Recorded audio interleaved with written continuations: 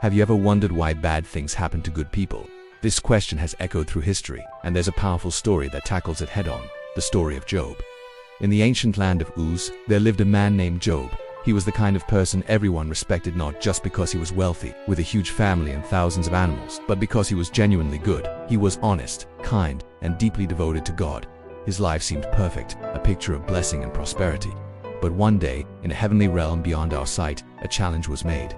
God pointed to Job as a prime example of faithfulness. A figure known as Satan, the accuser, had a different take. He argued that Job's loyalty was conditional. Of course he's faithful, Satan sneered. You've given him everything. Take it all away, and he'll turn his back on you in an instant. God, confident in Job's character, allowed a test.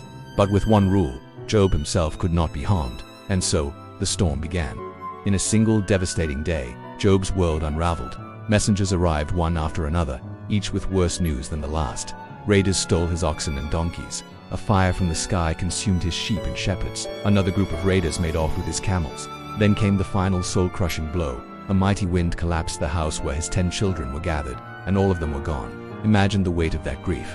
Job lost everything he held dear in a matter of hours. Heartbroken, he tore his robe and fell to the ground. But in his deepest anguish, instead of cursing his fate, he spoke words that have resonated for millennia.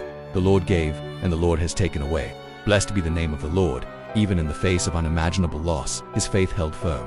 But the test wasn't over. The accuser returned, still unconvinced. A man will give up anything to save his own skin, he argued. Let him suffer in his own body, and he will curse you to your face. So, God permitted the test to escalate, but Job's life was to be spared. Soon, agonizing sores erupted all over Job's body, from the soles of his feet to the crown of his head. He was in constant pain, sitting in ashes, scraping his raw skin with a piece of broken pottery. His suffering was so great that even his own wife, seeing his misery, cried out, "Are you still holding on to your faith? Just curse God and die."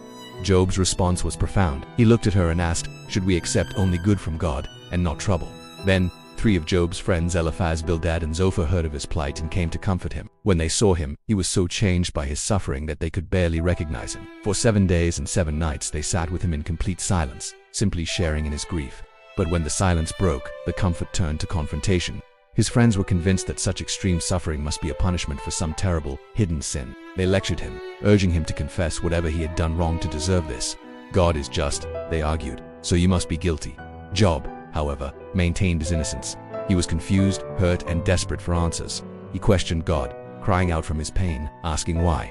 Why was this happening to him? He engaged in a deep, poetic debate with his friends, wrestling with the nature of justice and suffering. But even in his most desperate moments, Job never fully turned away from God. His struggle was a search for understanding, not a rejection of faith. Finally, after all the human arguments had been exhausted, God himself spoke, but not with a simple explanation. From the heart of a whirlwind, God responded to Job with questions of his own. He challenged Job's understanding, asking him about the very foundations of the universe. Where were you when I laid the earth's foundation?